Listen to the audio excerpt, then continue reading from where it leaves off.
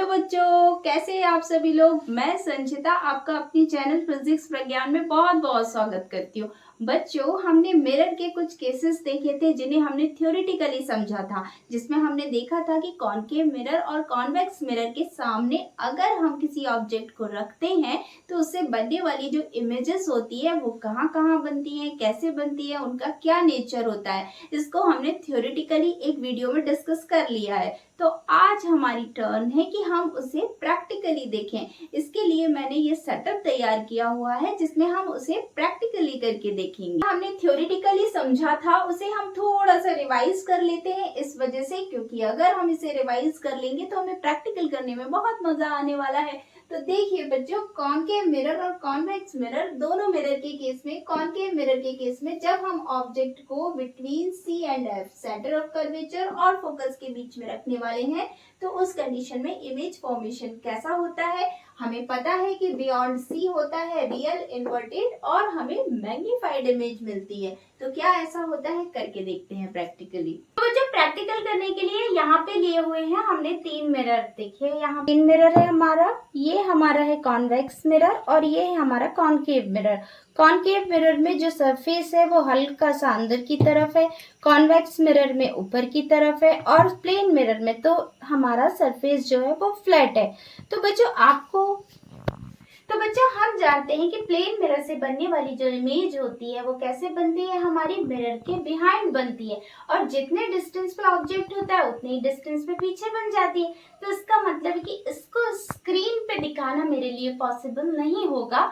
इस जो वर्चुअल बनती है और इरेक्ट बनती है, तो मतलब है कि इस कंडीशन में मैं उसको स्क्रीन पे शो नहीं कर पाऊंगी। जो हम लोग कॉनकेव मिरर का केस देखते हैं, तो बच्चों आप देख सकते हैं मेरे पास एक कॉनकेव मिरर है जिसकी फोकल लेंथ कितनी है हमारे पास 150 mm, जिसको मैं सेंटीमीटर में अगर चेंज करती हूँ तो ये कितनी फोकल लेंथ बन जाएगी, कितनी बन जाएगी 15 सेंटीमीटर। और 15 सेंटीमीटर का डबल कितना होता है बच्चों 30। तो फोकस की फोकल लेंथ कितनी आ गई बच्चों 15 सेंटीमीटर और फोकल लेंथ का जब डबल करते हैं तो हमारा क्या हो जाता है सेंटर ऑफ कर्वेचर। तो सेंटर ऑफ कर्वेचर मतलब सी जो हमारा है वो कितना हो जाएगा 15 + 15 मतलब 30। तो जो पहली कंडीशन हमारी ये कह रही है कि जब मैं ऑब्जेक्ट को रखती हूँ सी और एफ के बीच में, मतलब सेंटर ऑफ कर्वेचर और फोकस के बीच में, तो उस कंडीशन में क्या होता है कि इमेज फॉर्मेशन सी के बियॉन्ड होता है। तो इसका मतलब है कि अभी इसका फोकस भी पता चल गया और इसका सेंटर ऑफ कर्वेचर भी पता चल गया। तो इस केस में हम इजीली इससे बनने वाली इमेज को देख सकते हैं। तो चलिए करते हैं फटाफट प्रैक्टिकल।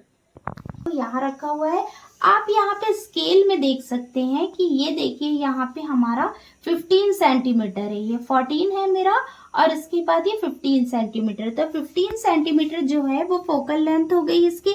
ऑब्जेक्ट का डिस्टेंस जो है वो आप देख सकते हैं 24, 25, यहाँ पे देखिए 26, 27। इसका मतलब है कि मैंने इसे अभी सी और एफ के बीच में इस ऑब्जेक्ट को रखा है। अब क्या करने वाली हूँ मैं कि ऑब्जेक्ट को जब सी और एफ के बीच में रखा तो मुझे स्क्रीन को मूव करके देखना है। तो अब आप देख सकते हैं कि स्क्रीन को जब मैं मूव कर रही हूँ तो इस तरीके से देखिए हमारी इमेज यहाँ पे फॉर्म हो रही है। तो इस मालूम है कि मान लीजिए ये हमारा कॉनकेव मिरर है। अब कॉनकेव मिरर के सामने मैंने इसका फोकस मान लीजिए ये लिया हुआ है, मान लीजिए ये सेंटर ऑफ कर्वेचर है। तो जो ऑब्जेक्ट को मैंने सी और एफ के बीच में रखा है यहाँ पे, तो बनने वाली इमेज मेरी सी के पीछे बनी। इसका मतलब है कि मिरर की पोजीशन मेरी ये हो गई, यहाँ पे ये मिरर आप देख सकते हैं जो मिरर की पोजीशन है वो ये हो गई। ऑब्जेक्ट की पोजीशन की बात अगर हम करते हैं तो सी और एफ के बीच में हो गया। तो मैंने अभी आपको एफ और सी दोनों बताए, उसके बीच में मैंने ऑब्जेक्ट को रखा और उसके नीचे हमें इमेज मिलती है। तो इसका मतलब है कि इमेज की साइड और ऑब्जेक्ट की साइड एक ही होती है और हमारे सेकेंड साइड पे कौन होता है, मिरर होता है। जैसे अगर इस तरीके से एफ बन रहा है तो उसका उल्टा बन रहा है, इसका की इन्वर्टेड इमेज है, इसको स्क्रीन पे लिया जा सकता है, इसका मतलब कि ये रियल इमेज है और ये एक तरह से एक मैग्नीफाइड इमेज है। अगर ऑब्जेक्ट को हम सी और एफ के बीच में रखते हैं तो इमेज हमें कैसी मिलती है। अब देखिए बच्चों सेकेंड केस है। सेकेंड केस में जब हमारा ऑब्जेक्ट कहाँ हो, फोकस पे हो, उस कंडीशन पे हमको जो इमेज है वो कहाँ मिलेगी, इन्फिनिटी पे मिलेगी, रियल मिलेगी, इन्वर्टेड मिलेगी, हाईली मैग्नीफाइड मिलेगी। तो बच्चों इसे हम स्क्रीन दिखा सकते हैं। क्यों? क्योंकि इन्फिनिटी पे बनने वाली इमेज है, तो इसका मतलब है कि इसे हम इस तरीके से स्क्रीन पे नहीं दिखा पाएंगे ये केस को। हमने क्या, उसके बाद जो हमारा एक और केस आता है, जब हमारी बिटवीन एफ एंड पी होती है, मतलब कि फोकस और पोल के बीच में यदि हम ऑब्जेक्ट को रखते हैं तो उसकी इमेज हमें कहाँ मिलती है?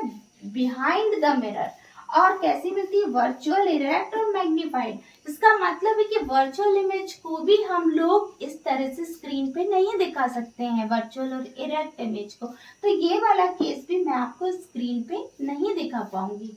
तो बच्चों, ऑब्जेक्ट की एक और पोजीशन जिससे बनने वाली इमेज को हम स्क्रीन पे देख सकते हैं, वो पोजीशन कौन सी होती है? जब हमें ऑब्जेक्ट को सी पे रखना होता है, मतलब सेंटर ऑफ कर्वेचर पे, तो बनने वाली जो इमेज होती है वो भी हमारी सी पे बनती है और सेम साइज की बनती है। तो इसे हम प्रैक्टिकली करके देखते हैं। देखिए, ये मैंने लिया हुआ है अभी मिरर, जो कि ओरिजिन पे रखा हुआ है। ये है हमारा ऑब्जेक्ट जिसे मैं सेट कर रही हूँ कहाँ? यहाँ पे आप देख सकते हैं कि इसे मैं सेंटर ऑफ कर्वेचर मतलब 30 के अराउंड सेट कर रही हूँ। इसको अभी सेंटर ऑफ कर्वेचर पे रख रही हूँ और उसके हिसाब से मैं इमेज को देखूंगी कि वो मुझे कहाँ मिलती है। अभी बच्चों, आप देख सकते हैं कि ऑब्जेक्ट को मैंने सेंटर ऑफ कर्वेचर पे रखा, तो मेरी जो इमेज है वो भी मुझे, देखिए, दोनों बराबर है, सेंटर ऑफ कर्वेचर पे ही मिली और सेम साइज की मिली, रियल मिली, इन्वर्टेड। इस तरह से हमने एक last case centre of curvature का भी देखा जब हमें सेम साइज की इमेज मिली। इस तरह से हमने कॉनकेव मिरर के सारे केसेस को समझा। अब हम देखते हैं कॉन्वेक्स मिरर के केस को। तो बच्चों, कॉन्वेक्स मिरर के केस में तो आप मिरर की किसी भी पोजीशन पे ऑब्जेक्ट को रखते हैं तो हमें बिहाइंड द मिरर ही हमें इमेज फॉर्म होती है। तो इसका मतलब है कि इसको भी स्क्रीन पे लेना मेरे लिए पॉसिबल नहीं होगा। इसके लिए मैंने आपको थ्योरी में डिटेल से समझाया हुआ है कि किस तरह से हम ऑब्जेक्ट को रखते हैं तो हमें इमेज का फॉर्मेशन कॉन्वेक्स मिरर के केस में कैसे मिलता है। तो होपफुली बच्चों, आपको चीजें बहुत अच्छे से समझ में आई होंगी। Thank you for watching this video. Please अपने फ्रेंड्स के साथ भी इस वीडियो को शेयर करें, ज्यादा से ज्यादा स्प्रेड करें, यही मेरी आपसे रिक्वेस्ट है। Thank you so much. Bye bye, take care.